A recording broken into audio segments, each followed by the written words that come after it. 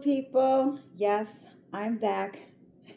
I'm telling you, this is what a snow day is like. A snow day, I get to pretend like I'm just a stay-at-home mom and, all the good things. But today I'm attempting something I have never done. So we're just going to record, and I'm not going to hit the re-record. You're just going to catch all the blunders and all the crazy stuff. Now, I did ask this favor. Today I got shredded carrots, so you didn't have to hear the chop, chop, chop. And also so I wouldn't lose a finger, because I know last time I had some people screaming at the screen like, you gonna chop your finger off. So we took care of that today. Well, but today I'm attempting something different. Of course, I think, and I mentioned briefly, or lots of conversations I've had with people off camera. I'm trying to figure out this life change, going into menopause, and it sounds so scary. Like, it sounds so scary, but it is what it is. But it's no big secret. You don't have to be a rocket scientist to know that estrogen drops and your brain gets foggy and all that stuff. So when I was younger, I didn't really mess with tofu too much because I had read some things about estrogen driven foods and blah, blah, blah. But now that I'm older, estrogen is actually good for me. So this is my first attempt at making tofu lo mein. Yes, ladies, I am getting risque in my older years. So I'm going to chop up some things. So we will talk. And of course, it's so funny. I've already had my kids call me with their responses to my last video, because it's like, Mom, we can all cook. Like, what are you doing? Okay, good for you. So anyway, I'm chopping up some spring onions. And for spring onions, when you're doing lo mein, you keep all the parts. So I know sometimes people just keep this part and they kind of get rid of this. But this part actually goes into lo mein too. And just like last time, we'll chop and we'll talk and we'll chop and chat, right? And then I will show you the finished product at the end, so you're not here for all the frying and all that stuff, because most of you know how to saute something. The big thing with lo mein is that you prepare all your vegetables, you saute them, you get them to that flavor, and your tofu, you get it to the flavor and the consistency you want it, and then it all comes back together. So right now I am boiling water for my lo mein. I use these noodles. I just didn't want to use the packs of lo mein noodles, romaine. See, tongue ties, like all that brain fog. I didn't want to use romaine noodles because they're like waxy and all kinds of things going on with them. And we did do a little bit of a lo mein during COVID. Are we allowed to say that anymore, or is that going to get me dinged or something? But these are a little healthier. Again, I am not out here trying to be a nutritionist. I am not competing with what is his name? I don't know. See, I'm drawing a blank. I'm not out here trying to compete with anybody who's an expert in nutrition. I'm just trying to be a little bit healthier, live a little bit longer. This is my double Nichols birthday, so I got to make it count. Is it Dr. Berg? Now I'm going to be having this in the back of my mind forever. So anyway, let me start chopping. So I'm going to just make my spring onions very tiny, the white parts very tiny. And I have my bowls again to separate everything as my water boils.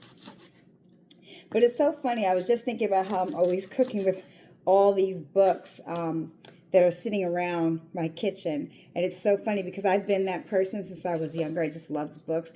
And I talked to my kids about when they were younger. We didn't have a lot of money, so I went to libraries and I dragged them everywhere. I went to museums.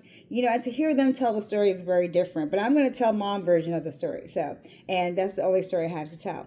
And so we didn't have a lot of money, but I still wanted to make life, exciting, expose them to things. So we would run to book sales and book fairs and things like that. Years later, they were like, "Ma, that was so boring." But I will show you at the end what those boring experiences led my children to do. They did have good outcomes. So we're just going to put this in my famous try plate here. Now with the spring onions, the tops, based on just some cooking videos I've watched, they suggest you do slices so that you can have vegetables throughout your noodles. So I'm going to try this. I've never done this. We are doing this together for the first time. So Guys, I'm gonna get what I get, and I hope I get it right. But this is the goal, like to have them like sliced like this. And I'm kind of feeling happy about doing this because like I don't venture out that much when it comes to cooking. I kind of stay in my lane. Operation Keep Everybody Alive. But, you know, this is the Wonder Years. We're supposed to have time to do these kind of things. So, plus, I don't know if any of you know this about me. I really have an obsession with van life. So I'm trying to also like see what it's like to cut on this tiny little cutting board. Get my skills together to be on the road, you know? That's the dream. But back to the kids. So I used to like do teddy bear picnics and peanut butter and jelly adventures because the truth was we didn't have a whole lot of food. We run out. The month is longer. You know, they said the paycheck is shorter than the month. So yeah, my paycheck was definitely shorter than my month. So I would have to get very creative towards the end of the month when you know, you finally paid that last bill, but now you got to get groceries on the table. So we would have peanut butter and jelly adventures, teddy bear picnics. I would make finger sandwiches. I mean, I was a queen of, someone has said charcuterie boards. I think that's how you say it. I don't know, charcuterie, I don't know. Cheese boards. So I make things like that just to romanticize life and not emphasize lack, right? Because we don't have, even if we don't have a lot, we don't have to promote like lack. Like that's my thing. Your children should feel rich at any stage of your life. And rich is not just money. It's like spending time with family and getting that quality time in. So I did things like that. And it was so funny because I remember my daughter, one time I made pancakes and she says, Mom, you didn't finish the pancake. I'm like, the pancake is cooked. It's good. What are you talking about? And she's like, no, I miss my happy face. You put happy faces on my pancake. Well, when you're making a pancake and it's on that funny side up, you can actually use butter to make a smile. I'm sorry, I'm looking like an axe murderer waving this knife as I'm describing a pancake. But you can use butter to draw a smile, and when you flip it, it will have that smile. And they used to love that. So it's little things like that I really enjoyed doing. Now, you know, like I said, my version of their childhood, their version is always different. But I think as parents, we tend to look at the good times because it just makes us, you know, excited that they're adults and that they're doing okay, right? And we like to believe that we have something to do with that. And I think I did. I think I did an okay job. I remember my son when he was little. I tell this story so much. I don't think I'm going to repeat it today, though, about his experience in first grade, only because I've repeated it so many times that they're going to be like, oh my gosh, I will not watch your video if I have to hear this story for the 10,000th time. But I will tell you the inspiration or something you can watch so you can kind of know the nostalgia behind how I feel. There's a movie called The Big Fish, and it's about a dad who's telling his children about all these great adventures, and they're really embellished, right? So because what's life if you're not going to embellish a story? Like, you have this one beautiful life, like embellish it, like do all the things, right? So he tells his kids the story about his life, and there's some like real like long shot stories like whoppers, and their kids like, okay dad, yeah, okay. So long story short, not to spoil it for you, but I don't really think it's a spoiler because you still would watch the story. The dad passes away. And in that passing away, they began to meet the people that he described. And it turns out that 99.9% of his stories were true, like they actually happened. It's one of my favorite stories of all time. If I was forced to pick a story that I would love and my lifetime favorite, it would be The Big Fish.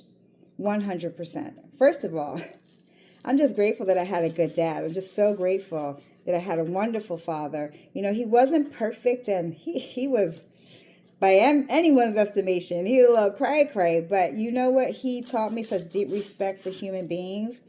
And I remember him just loving on people and being so kind. Like, my friends loved him. And he didn't have a lot. He wasn't the best provider. You know, there was a lot of instability in seasons. It was the 70s, say less, right? Say less. In Harlem, say less. So, you know, we were surviving Reaganomics, but at that time, my dad was really like, okay, that leads me to my second favorite movie, A Beautiful Life. And that movie is about a dad who goes to concentration camp with his son, and he pretends that the guards are his friends, and he paints this picture of such a beautiful life for his son, and it's so moving. Well, my dad was that dad. We were going through some things, but we didn't really understand because he just kept romanticizing life for us. He was kind to us, and he was available. You'd call him and he'd come. Like, you wouldn't feel good, and he'd drive, well, not drive, take the train to come get you, you know? There was a moment when I had like a mystery stomach ache, and we never did figure out what it was. But he would just stop what he was doing and make sure I got to the doctors, you know, and in the areas where it counts. He parented me in the areas where it counted, you know. Like I said, he wasn't perfect. He was working with his circumstances, and I'm grateful for him. So, and guys, these are going to be long stories because I really would like to write a book one day. But since I haven't sat down and disciplined myself to do that, I figured I'd just come on here and talk to you guys. And then eventually I might use these videos to backtrack and tell my story. So you see me struggling? I've never done turned these into like little slithers. So I think that's enough. Carrots are done for me. No chop there. And we're going to add a red onion. And I know right now you guys can't see how much of this onion I'm cooking. I'm going to adjust this camera. Sorry. I know this would send like the best cooks into like a tither because that's what they say. You're wasting half the onion. And I am so sorry. But it's either this onion or my fingers. Okay. And if you're wondering if I have the wrong knife, I do have the wrong knife. Our knife fell behind that stove somewhere. And so we're going to have to wait to either get a new one or... you know, yesterday I didn't have this camera right, and today is still the same. So it's okay. But, so I'm taking off the skin. I'm going to cut up a red onion. Now, the recipe doesn't call for a red onion. Well, some of them do, because the onions from the scallions, or whatever you want to call them. Ooh, this onion doesn't smell so great. I'm going to wash it off. It's just very oniony.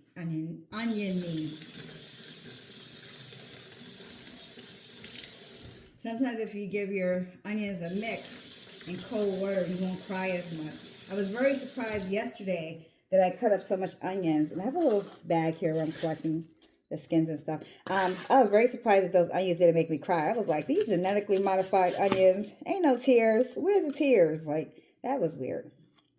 But okay. I'm going to take off a layer because I'm still not completely confident in this onion. But many parts of it are still very good. So we're going to chop up. So where was I? I digressed. So yeah, so my dad was a great dad. And I can't complain there. So, you know, I miss him terribly. Unfortunately, he passed away many, many years ago. But this is why I tell people, like, leave your kids with good memories. Romanticize life, because it's those very memories that get them through tough times. Like, when I tell you I had so many belly laughs with my dad, it was not funny. He was such a clown. Like, he didn't feel the need to take life too seriously. And it helped me not to be too serious. And another great quality was he rarely got mad. Like, when he was mad, girl, it was on and popping. You moved out his way. And but when it comes to children, he was rarely ever angry. Like, it was unusual to see my dad angry. And if he was angry, it's usually towards an injustice of some sort. Like, I could see him out here today. He would be on every protest line. He would be out there just showing up for people, because that's who he was. He showed up for people. So I miss him dearly. Woo! Unlike yesterday, this one got some real, is it sulfur? What is it in onions that make me cheer up? I don't know. You know, sometimes I like to play science teacher, but we're going to move on. Ooh, ooh, ooh. Woo! They say drink some cold water. I'm going to use my sake glass.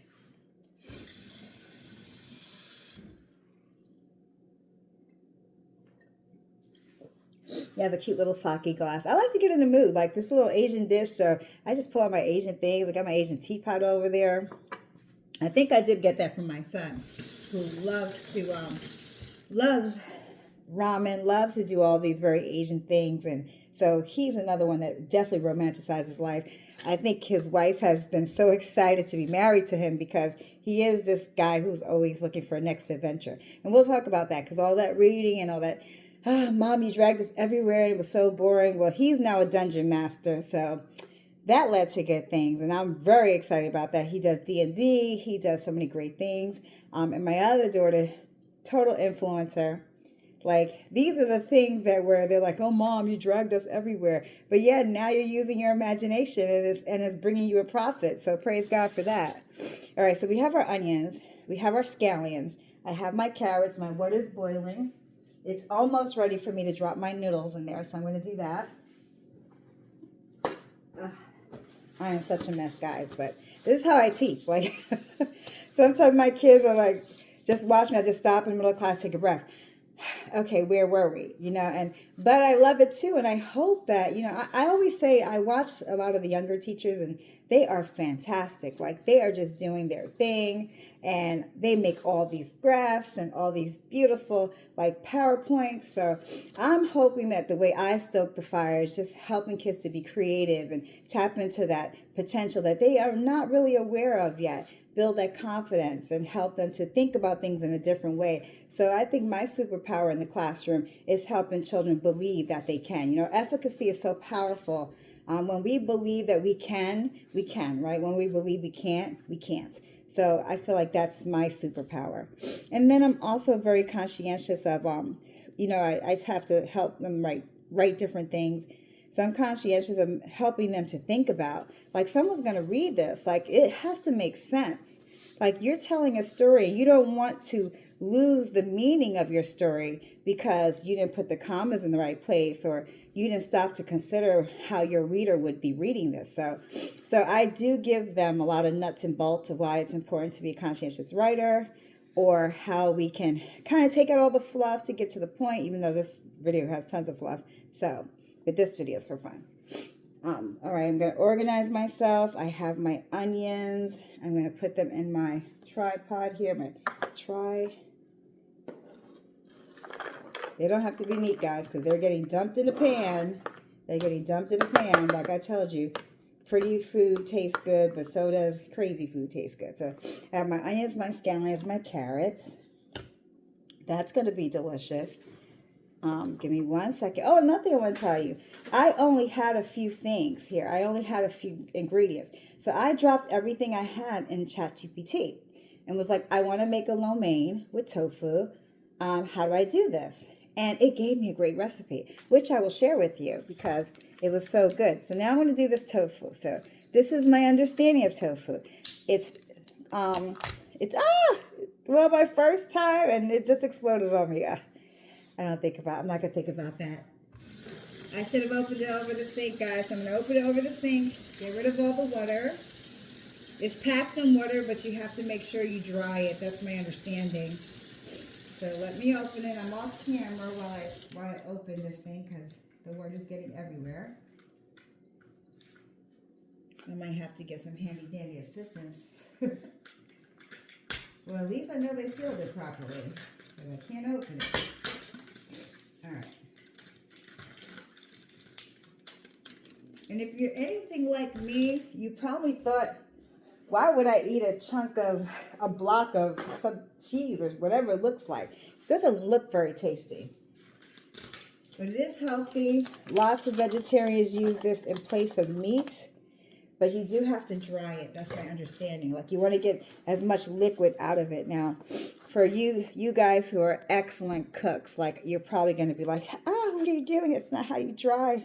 It's not how you dry it. So, and even though this is not a meat product, I usually, when I'm doing my cutting board stuff, I will usually wash the board, flip it on the other side to do the meat. In this case, sometimes I'll do a meat product at the end. So since this is acting as meat for us today, I'm going to just do the same thing. So like I said, if I'm cutting meat first, I'll wash the cutting board, use the other side. If I'm not doing that, I will put the meat on last. Does that make sense? I hope so. But it's not that important, so it doesn't matter if it makes sense. All right, I think this is dry. I'm going to take another paper towel just to get a little drier. Just to get a little drier. We'll set this aside. We'll put this aside. And I'll cut that up just when it finishes drying a little bit. Because what I just remembered is I forgot the garlic. I'm going to take a few heads of garlic. I'm glad you guys are here to keep me company today, because I wouldn't try this if I didn't have someone to talk to. So this is awesome. This is awesome. Thank you guys for keeping me company. This is great. It says 2 heads of garlic, so again, this is not my expertise, but I must be on a mission to find my knife. I was told just take the knife, hit it, so it comes out of its shell. Ah! Flying garlic, y'all. Don't worry. No one was hurt in making this commercial. All right, so that's supposed to take off the skin. Good job. It worked. Just tap this garlic with this knife, and the skin kind of just pops off. So since I forgot my garlic, I will cut this up. Now this is going to be small as well. I'm going to chop this a little bit. And a little piece of advice, and I give this to all my friends. If you use a lemon-based soap, like when you go and you just buy hand soaps and it's lemon-based, it gets all that smell out of onions and garlic, because I don't like to smell like food after I cooked. And like I said, I don't do all the cooking because I'm at work during the week, and I just do whatever and eat whatever is put in front of me on my plate. But garlic's cut up. Let me get a little tiny clear glass here. If I can find my clear glass.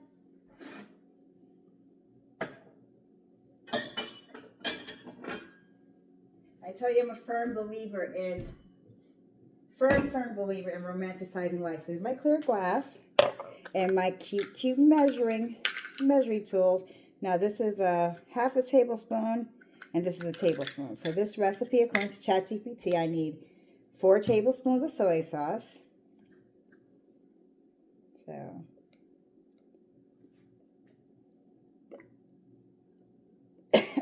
pardon me.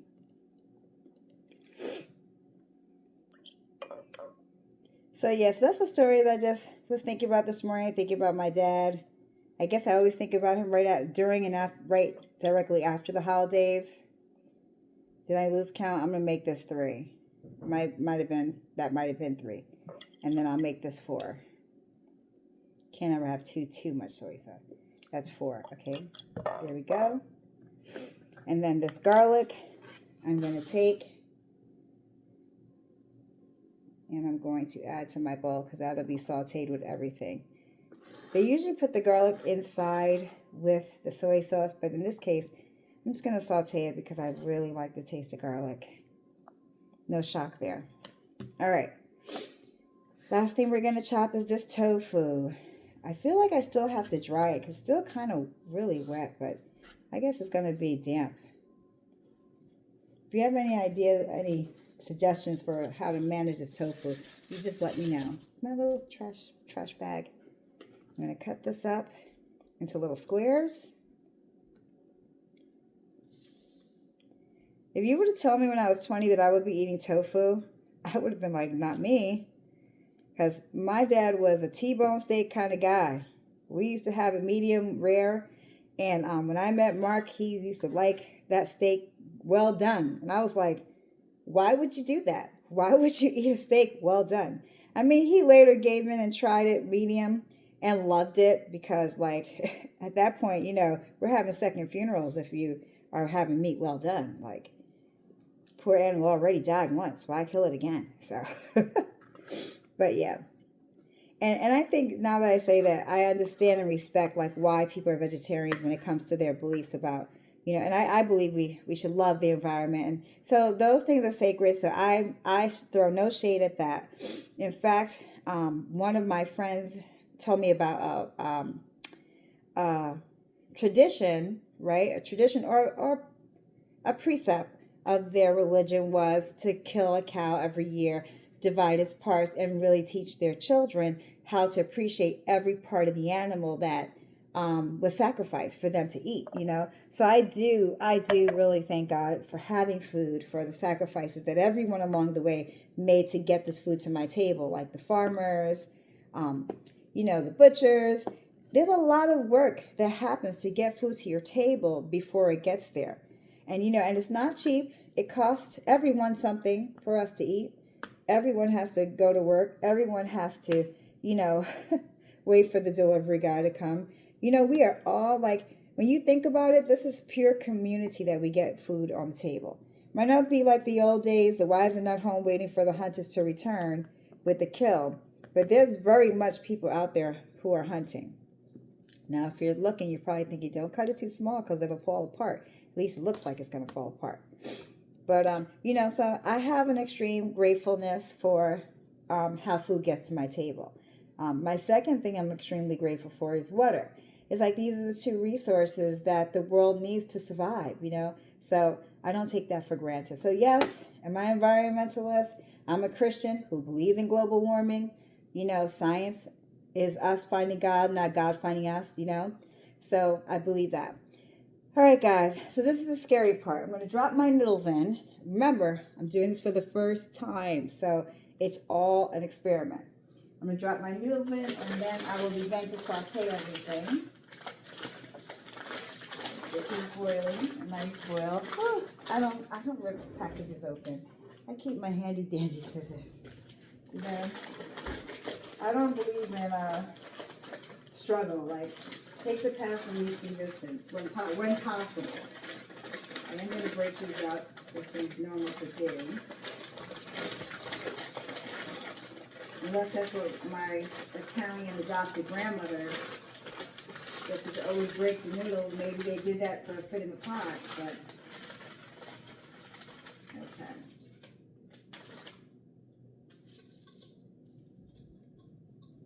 All right, we're gonna let that be in there. Hope it has enough water. If not, here's a good trick so you don't bring the temperature down. I always feel like if it evaporated a little bit, I will turn my kettle on to add water so I'm not bringing down that temperature by adding cold water to it, you know? So I think it needs a little more water. All right, let me get a saute pan. Dun, dun, dun.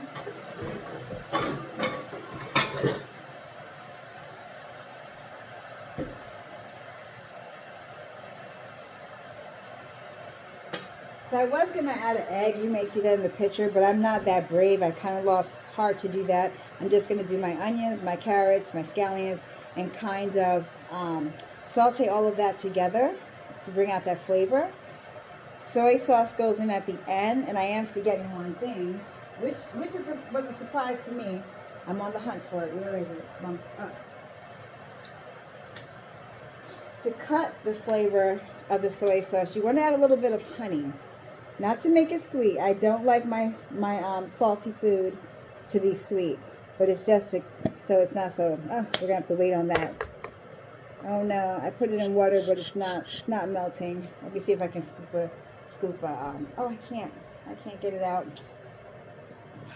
Let me find out that didn't work. I did put it in warm water so it can move. But let me see. Let's see, I put in a little bit more warm water.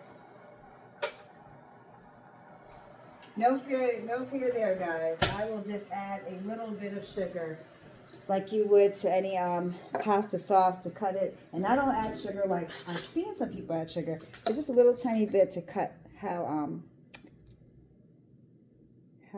sharp it is. So a little tiny bit.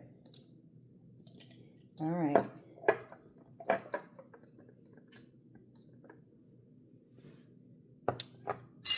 I am one of those people that make a big mess, but I'm getting better at cleaning as I go, so I'm going to put some of these things away.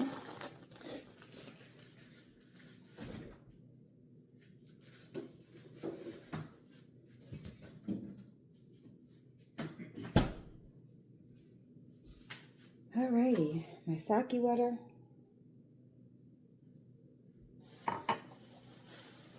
Oh, guys, and listen, this is not Asian, but for some reason, my whole life revolves around cilantro. So I'm just going to take a little bit of the cilantro and just throw it in this bucket before I saute it. So, all right, there you have it. I think we're just going to be like a chop and chat. Chop and chat.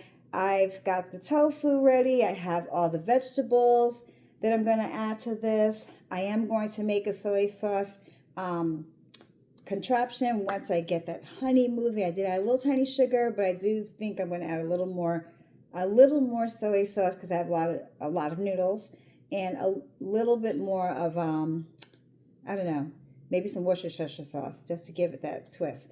I do have to brown all of the tofu first and make it like a crispy tofu with olive oil, so I'll do that.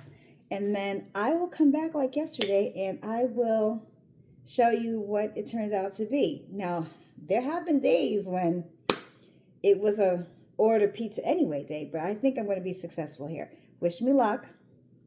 I do want to come back on here at some point and have a talk to you about some things about my experience as a teacher, because there's a lot going on, but you know, I still love it. Some people might call me a glutton for punishment, but I still love it. So be good, beautiful people. I hope you enjoyed this chop and chat with me. I think I have everything I need. We'll see what happens when it hits the fire, because that's the true test. Is not what you do before you go into the fire. The true test is what you do when you're in the fire. So be good, beautiful people. Bye now.